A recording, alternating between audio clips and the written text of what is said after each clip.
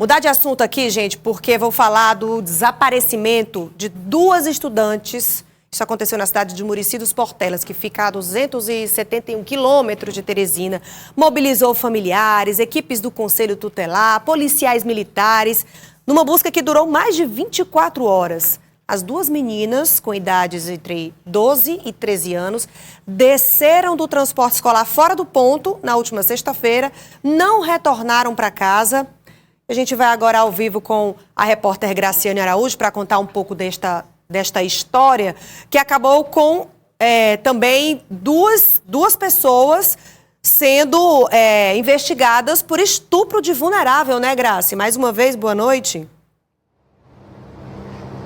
Mais uma vez, Aline, boa noite a você, boa noite a todos que nos assistem. Olha só como a história começou e foi terminar justamente dessa forma, com duas acusações aí por crimes de estupro. Essas duas meninas lá da cidade de Murici dos Portelas, com idades de 12 e 13 anos, estavam no transporte escolar voltando para casa, mas desceram do ônibus, nunca apareceram e aí começou o desespero da família, que logo acionaram as autoridades, Polícia Militar e também o Conselho Tutelar. As informações começaram a ter andamento após a irmã de uma delas falar justamente isso. Falou para a mãe que elas haviam descido antes do ponto e que teriam encontrado dois garotos. A PM foi então à casa dos garotos, mas quando chegou lá, os familiares disseram que eles haviam saído no dia anterior e também não disseram para onde iriam. E aí começou aquele desespero, aquela busca.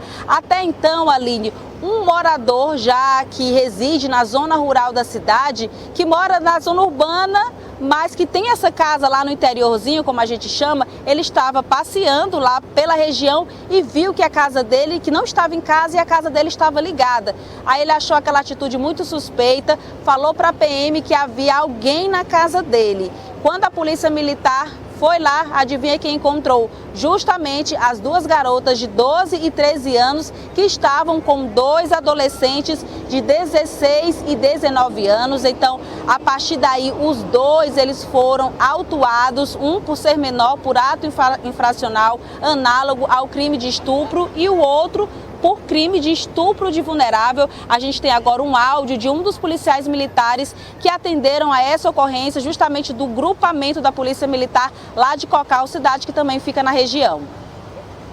A gente fazendo patrulhamento na zona rural da cidade, a gente se deparou com um popular, proprietário de uma residência que estava fechada. Ele não reside na residência da zona rural, ele reside numa residência na zona urbana da cidade. E ele informou que nessa residência da zona rural ele ouviu luzes e ouviu barulho, como se tivesse pessoas estranhas dentro da sua residência. Ele aí acionou a equipe que estava de pronto emprego. A equipe se deslocou com a ajuda dele até a residência e constatou que realmente havia pessoas estranhas na sua residência, que se tratava das duas menores que estavam desaparecidas e os dois rapazes, os dois homens, né? Um deles maior de idade e o outro menor de idade. Eles relataram que estavam lá por vontade própria. Por vontade própria, eles não forçaram ela, porém caracteriza estupro de vulnerável, né? E aí, Aline, só explicando por que é estupro de vulnerável, porque as duas vítimas, né, elas têm idades menor de 14 anos. Uma delas tem 12 e a outra 13. E nessa idade, até os 14 anos, não adianta alegar amor ou alegar que foi por conta própria. Pela lei, entende-se que é sim estupro de vulnerável, justamente por elas terem menor de 14 anos. E aí por isso que esses adolescentes, né, que elas acreditavam ser o namoradinho, ou então até podem ser os namoradinhos dela, acabaram aí respondendo por crime. Um por estupro de vulnerável e o outro por ato infracional análogo ao crime de estupro de vulnerável.